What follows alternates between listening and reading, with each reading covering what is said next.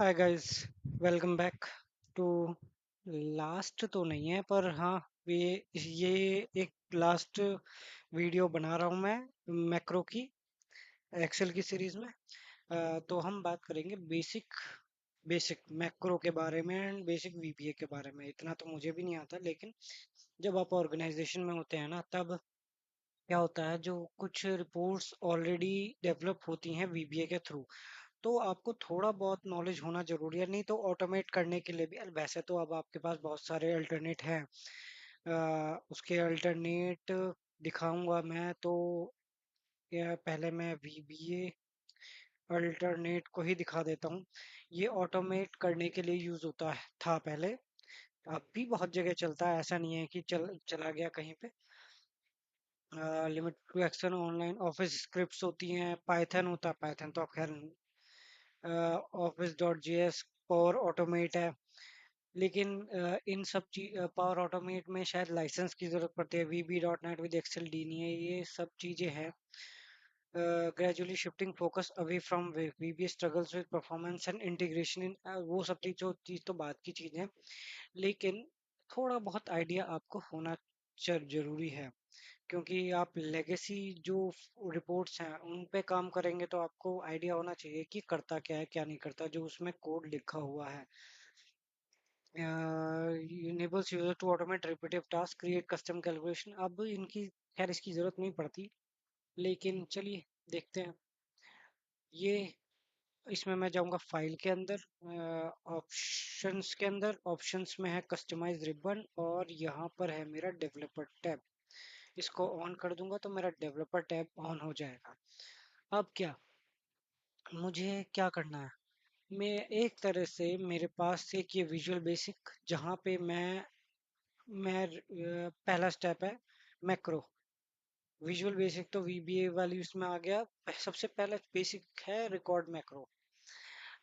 मैं करूँगा अपने स्टेप्स को रिकॉर्ड, तो उससे पहले मेरे पास डेटा होना चाहिए। अब डेटा किधर है मेरे पास? मैं ये गया। ये है मेरे पास छोटा सा डेटा।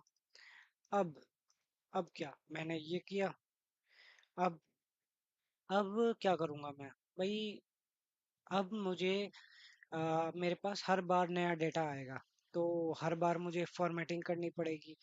तो मैं फॉर्मेटिंग हर बार करने के बजाय मैं क्या करूँगा, इसको ऑटोमेट कर दूंगा। ऑटोमेट इन द सेंस, ये मैं पुराना वर्जन बता रहा हूँ कि जो पहले यूज होता था। तो आपके पास और भी तरीके हैं, आप उनसे भी फॉर्मेटिंग कर सकते हैं। ऐसा नहीं है कि वीबीए से ही करें।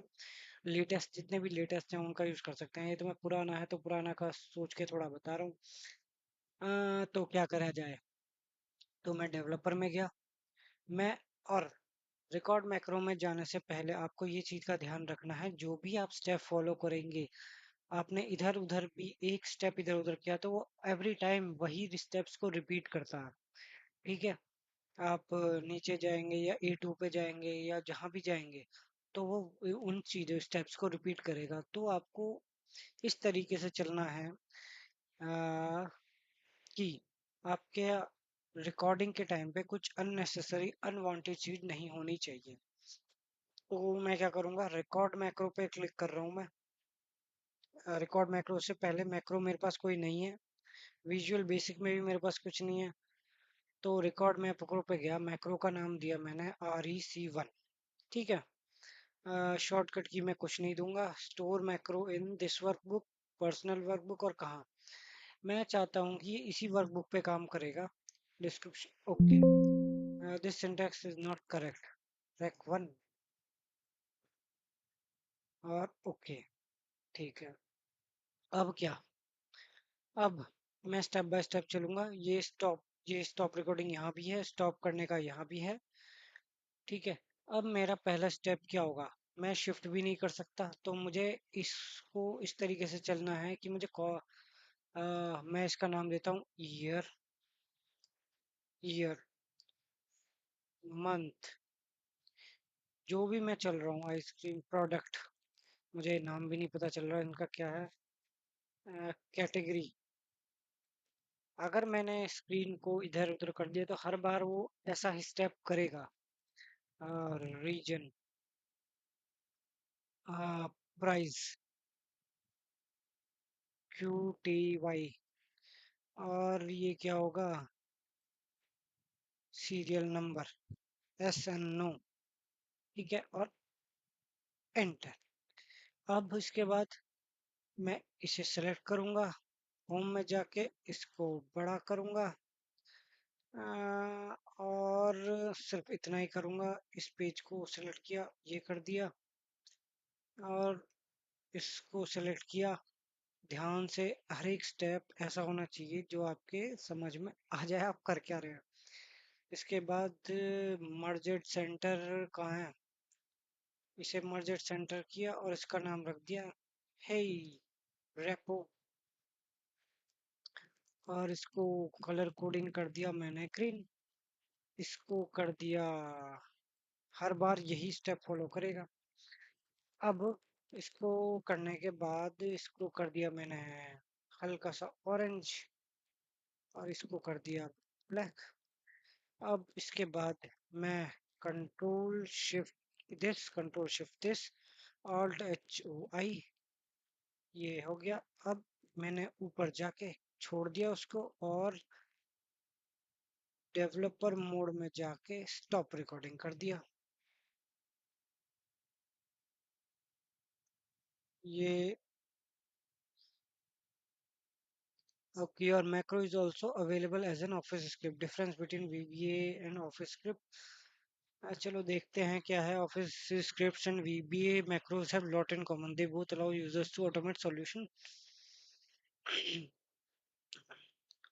There's a fundamental view macro developed by desktop solution, and office scripts is for secure cross-platform based solution. अच्छा, वो कहीं भी काम कर सकता है क्या?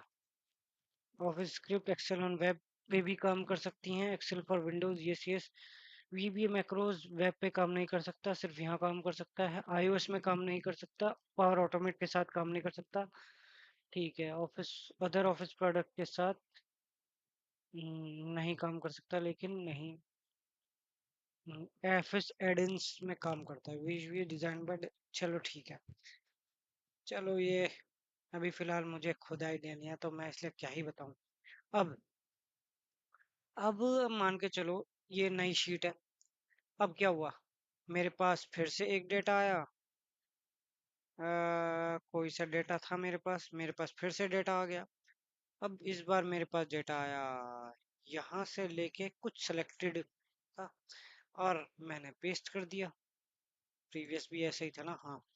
और अब क्या, अब आपको टेस्ट करना है, तो मैं क्या करूँगा, ओके, मैं यहाँ से भी रन कर सकता हूँ मैक्रो को। और एक ऑप्शन क्या है, डिजाइन मोड या इंसर्ट में, ये बटन यहाँ से भी ले सकता हूँ, इंसर्ट बटन यहाँ से भी ले सकता हूँ।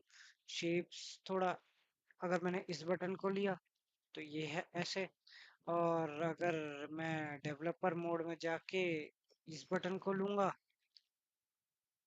तो इसने डायरेक्टली पूछ लिया कि चलो ठीक है, ओके कर दिया, बटन 1। और अब जैसे ही मैं क्लिक करूंगा, आप इसका देखिएगा, मुझे लगता है सही हो जाना चाहिए, नहीं तो एरर आ जाएगा। ये देखिए, अब इसने क्या किया, आपकी फॉर्मेटिंग भी हो गई, हेडिंग्स भी आ गई इस पे, और सब चीज सॉर्ट हो गया। वैसे तो लोग क्या करते हैं, नॉर्मली कॉपी पेस्ट उठा के कर देते हैं। ठीक है, ये काम इसने कर दिया। और जब आप इसकी शीट में जाएंगे, विजुअल बेसिक, अरे नहीं, जब आप इसकी मैक्रो में एडिट में जाएंगे, तब इसने क्या किया, इसने रेंज E2 को सिलेक्ट किया, एक्टिव सील फार्मूला, और row 1 column 1 equal to year, R1 C1 R1 column 1 R1 row column 1, row 2 को सिलेक्ट किया, इसका ये कर दिया, ये कर दिया, ये कर दिया। ये अगर आप एक्सपोर्ट है तभी आप इसे समझ सकते हैं, लेकिन हमने क्या किया, हम वो देख रहे हैं। A2 को सिलेक्ट करके छोड़ दिया, उसके बाद डॉट सेलेक्ट उसको ऑटो फिट कर दिया। ठीक है, डॉट सेलेक्ट, ये मेरा काम हो गया इसमें। अब इसके आगे क्या, इसके आगे क्या, इसके आगे तो ये था रिकॉर्डिंग मैक्रो करने का। यानी कि मैं अगर और कुछ भी करना चाहता हूँ तो वो कर दूंगा। ठीक है। अब जो भी चीज आपकी सेव होती है वो मॉड्यूल के अंदर जाके सेव होती है। अगर आपके कोई नई फाइल है तो वो वहां जाकर सेव होती है। सिर्फ इसमें एक मॉड्यूल बनता है एक वीबी में। ठीक है। बंद किया। मैंने इसे सेव कर दिया as an F2 press, F12 press करूंगा मैं। और मैं इसे Excel XM macro enabled workbook से सेव कर दिया। ओके हो गया और डन हो गया। डन हो गया। अब क्या भाई, कुछ बचा क्या? नहीं, अब कुछ नहीं बचा। अब क्या? अब मैं बात करूंगा मैक्रो। मैक्रो तो की बात कर चुका। अब मैं थोड़ा वीबीए के ऊपर पॉइंट ऑफ व्यू से बात करता हूँ। वे वीबीए के पॉइंट ऑफ व्यू से क्या ही बात कर सकता हूँ मैं। उस बहुत चीज़ों का आना जरूरी है, एक्सपर्ट तो नहीं कह सकते। अब ऑटोमेट तो नया वो आ चुका है, ये पुराना मेथड है। तो कोई नहीं। तो यहाँ गया मैं। कहाँ गया? अब एक एक्सेल को मैंने ओपन कर लिया। एडवांटेज, एडवांटेज क्या है? ये एक तरह से डायनेमिक कोड है। इस कोड को हम रीयूज कर सकते हैं। एक बार बनाया और मल्टीपल जगह पे रीयूज कर रहे हैं। डायनेमिक हो गया। और क्या? ओके। ये वर्कबुक आपका इसके लिए एक ऑब्जेक्ट है। ठीक है। आ, हम्म एक ये जो बुक खुली है ये ऑब्जेक्ट है वीबीए की लैंग्वेज में। इस ऑब्जेक्ट के अंदर ये जो शीट है ये भी ऑब्जेक्ट है। अब आ, इसमें रे क्या आपका ऑब्जेक्ट हो गया। इसमें मेथड क्या होते हैं? मेथड होता है कॉपी करना, कट करना, डिलीट करना, पेस्ट करना, बहुत सारी चीजें। और इसकी प्रॉपर्टीज क्या होती हैं? प्रॉपर्टीज इन द सेंस ये इसमें मॉड्यूल हैं। ये इंसर्ट मॉड्यूल करूंगा तो इसके अंदर आ जाएगा। इसके अंदर ये सब से स्टार्ट होता है। और कुछ भी है क्या इसके अंदर? हाँ, और कुछ तो नहीं है। सब क्या नाम है, क्या नाम कुछ भी दे दो, ओ ओ पी। डन। ठीक है। इसे ऐसे स्टार्ट होता है, ऐसे एंड होता है। और इसमें प्रॉपर्टी ये ऑब्जेक्ट वो जो जिसकी मैं बात कर रहा था आपका, बुक वन एक ऑब्जेक्ट है। उसके अंदर जो शीट है वो ऑब्जेक्ट है। और जो मॉड क्या कहते हैं उसे, मेथड क्या होगा? कॉपी पेस्ट फलाना ढिमकाना जो भी होता है। प्रॉपर्टीज में हमारे पास एड्रेस की उसकी एक प्रॉपर्टी है, रो प्रॉपर्टी है, कॉलम प्रॉपर्टी है। अब अब क्या? अब मैं इसमें क्या दूंगा? अब मैं दूंगा इसमें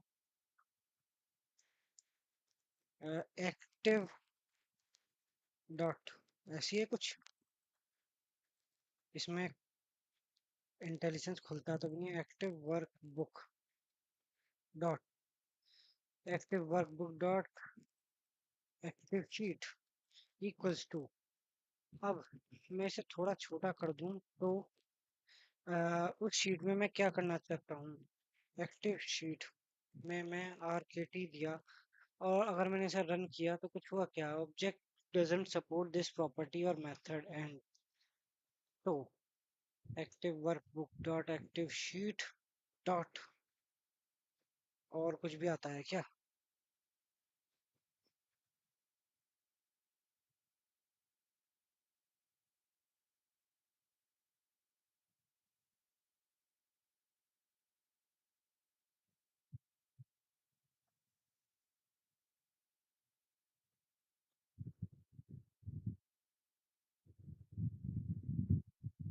कॉपी किया और भाई से करेक्ट कर दें।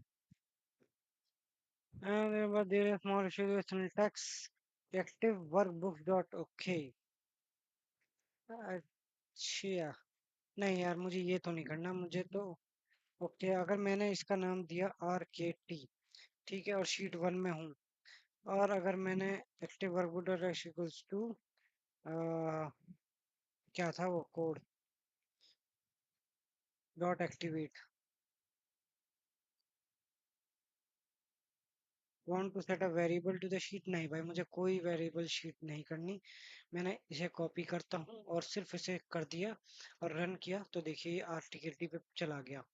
इस तरीके से कोड आप करेंगे कि भाई इस कोड को ऐसा वो करेंगे, active sheet dot architect dot activate. और इसके बाद और कुछ भी है क्या इसमें? एक चीज छोटा सा एग्जांपल है, जब ये शीट खुल जाएगी, इस शीट के खुलने के बाद इसे रन किया, इस शीट को खुलने के बाद इसकी अ, और क्या होगा, शीट रेंज डॉट होता है कुछ ऐसे। मुझे हर बार करने के बाद क्या करना पड़ेगा?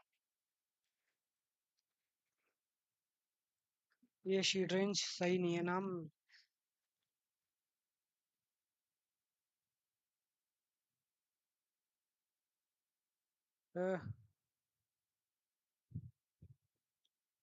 एक्टिव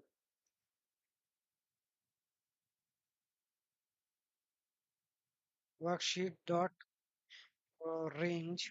मैं ऐसी नामों भी उल्टा सीधा लिख देता हूँ तो आप, और थोड़ी बहुत हेल्प इसकी लूंगा तो ये मुझे बता देगा कि सही हूँ या गलत हूँ।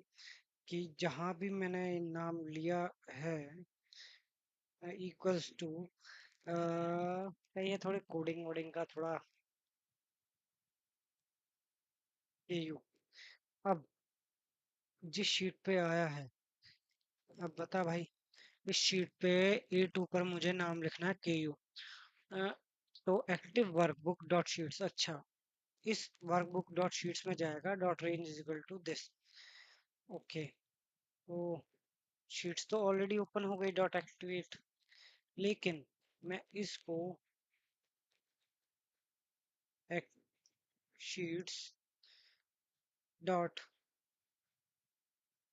क्या करना है, dot value, sheets dot range dot value. Okay, range तो है ही नहीं कहीं, PQR, छोड़ो, इसे ही कॉपी करके यहाँ पे पेस्ट किया, डॉट रेंज। हुआ क्या, शीट 2 से अब क्या करेगा देखिए, मैंने इसे प्ले किया तो इसमें गया और KU पे इसने एंटर कर दिया, तो इस चीज का ध्यान रखना है। वैसे भी अभी हम इसमें कुछ नहीं कर रहे, हमें बस देखना है कि ये करता क्या है। इसने active workbook dot sheets RKT dot activate किया, active workbook dot sheet RKT dot range A2 को सेलेक्ट किया और KU कर दिया, ठीक है। अब और भी क्या क्या कर सकते हैं? अभी तो फिलहाल इसमें यही सब छोड़ दीजिए। मैं एक काम और करता हूँ, अगर if dot value is equal to कोई नंबर दिया 25, अब इसे देने के बाद, इसके बाद ये लॉजिक, अब हम इसमें कुछ लॉजिक लगा के देखते हैं कि इफ अगर active sheet dot value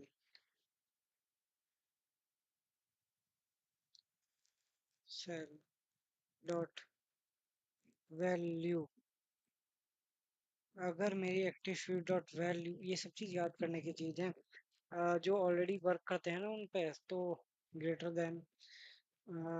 then equal to 21, then then क्या होगा, एक ये काम भी तो नहीं करते, इसमें वो क्या कहते हैं, इंटेलिजेंस काम नहीं करता इसमें, user is big else come, expected error, compiler कहाँ भाई?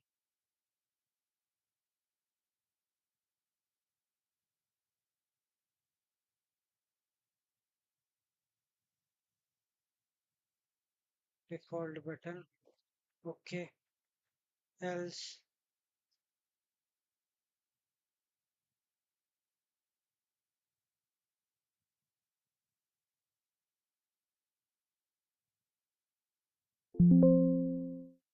expected कहाँ? अच्छा, then वह क्या हो गया यार?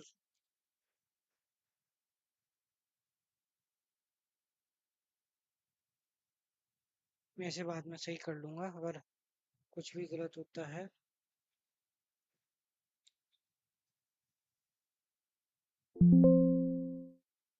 एक्सपेक्टेड, ये ले भाई।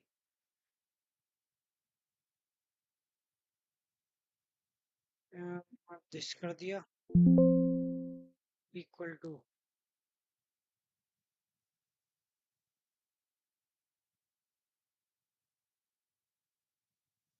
ग्रेटर देन और इक्वल टू 21।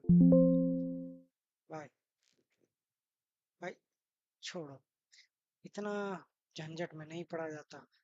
को पायलट बता मुझे मैं कहाँ गलत हूँ। Effective cell greater than equal to 21 then user is big. ठीक है, इफ एक्टिव सेल, ओके, मैंने ये डाल दिया था। ठीक है, तो को पायलट या चैट जीपीटी का ये यूज है, ये सही करके बता देगा कि हम कहाँ गलत है। देन मैसेज, अरे ठीक है भाई, यूजर में इज बिग वीबी डेट्स और ब्रैकेट खत्म। इसके बाद एलसिफ का यूज किया, एक्टिव सेल्स इसको कर दिया और इसका काम खत्म। अब देख लीजिए, ये सिंटैक्स की बात है भाई, वीबीए में करता नहीं तो इसलिए मुझे सिंटैक्स का आइडिया नहीं है। अब if active then message box user is big, अगर वो बड़ा है तो ठीक है, तो एक्टिवेट करेगा। इसमें सेल अगर 25 है और रन कर दिया, else error.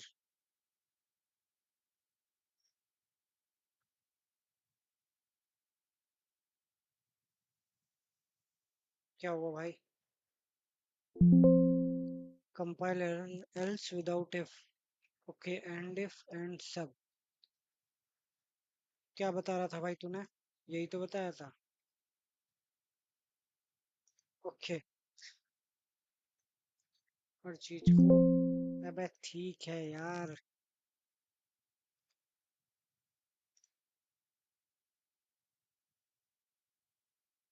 Activate the sheet copy करूंगा मैं इस कोड को, और इसके नीचे एक और वो है, action reset process proceed anyway. ठीक है, अब होगा क्या देखिए, कितना क्लीन आ गया। इसे मैं हटा देता हूँ। अब एक्टिव शीट आरकेटी करेगा, उसको 25 कर देगा।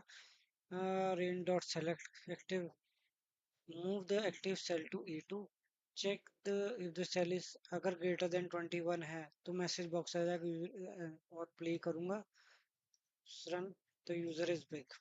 और अगर 15 है और प्ले करूंगा रन, तो user is big. User is small आना चाहिए ना।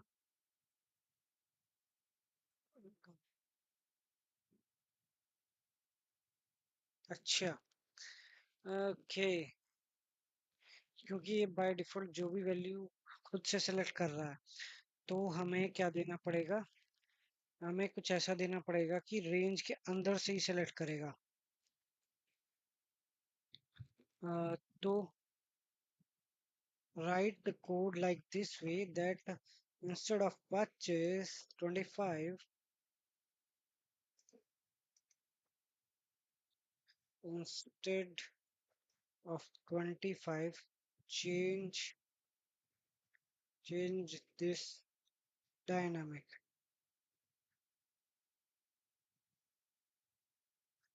uh dim user as variant, enter a number, user input। अच्छा,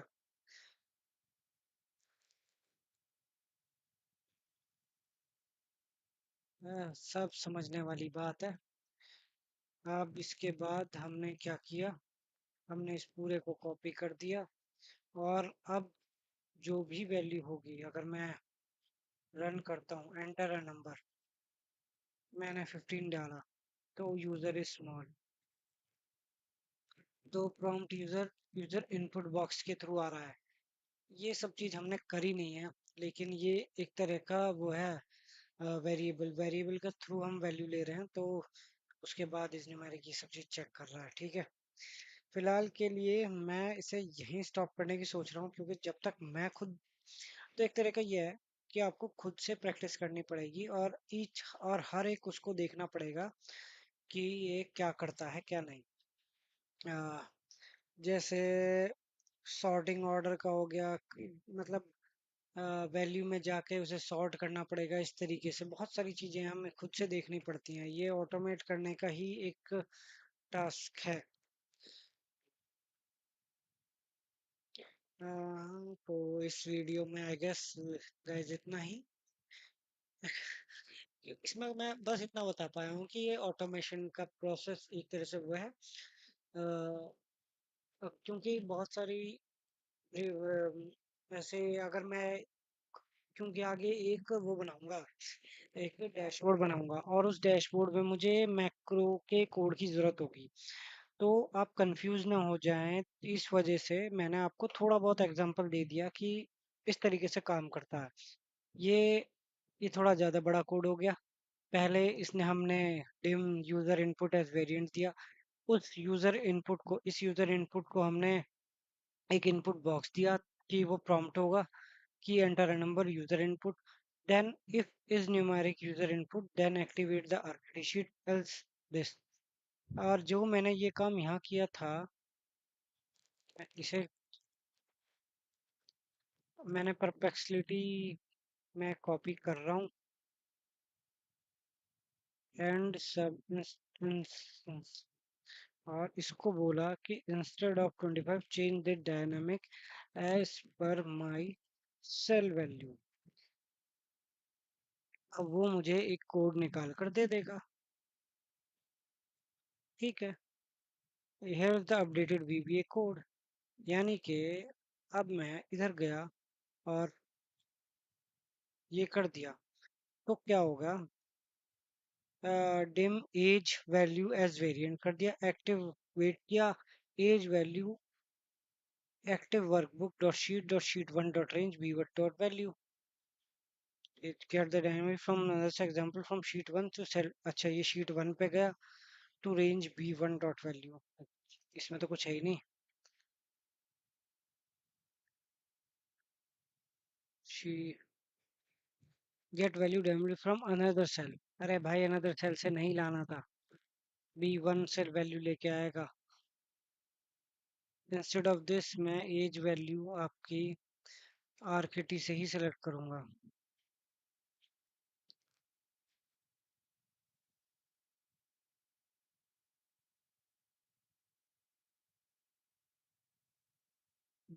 A2, देखते हैं ये क्या करेगा। A2 dot value, value as value हो जाएगी एक्टिव वर्कबुक रेंज और सेलेक्ट इफ एज। और अगर मैंने इसे अप प्ले किया तो यूजर इज स्मॉलर। ठीक है, अब इसे 26 कर दिया और तब इसे रन किया तो यूजर इज बिग। तो देखिए, ये उससे ज़्यादा थोड़ा इजी है, लेकिन इसमें हमें वेरिएबल का यूज़ करना पड़ा। ये वेरिएबल है जिम एज, एक्टिवेट किया, इस एज वैल्यू को हमने एक उसमें स्टोर करा दिया कि एक्टिव वर्कबुक डॉट शीट्स आर गेटी डॉन जो A2 जो वैल्यू इसके अंदर है एक्टिव वर्कबुक के अंदर डॉट रेंज में जो है वो। और उसके बाद इसमें आप इसे फॉन्ट वॉन्ट करना चाहें तो वो भी कर सकते हैं। इसमें सच कुछ बड़ा, बस ये है कि ये थोड़ा इस पे ध्यान रखना है आपका। ठीक है, तो ओके गाइस, हम बस इस वीडियो में इतना ही। मैं इससे आगे नहीं, मुझे खुद अभी मैं श्योर नहीं हूँ, तो मैं आगे नहीं बता सकता। बस ये थोड़ा सा बेसिक फंडा था कि आप क्या क्या कर सकते हैं। ठीक है, लिख के भी देख लिया और वैसे भी देख लिया। ठीक है, तो लिखने का ये कोड था, और बाकी चैट जीपीटी या को पायलट के थ्रू आप देख ही लेना, गूगल पे भी आ जाएगा वैसे तो। ठीक है। Thank you guys.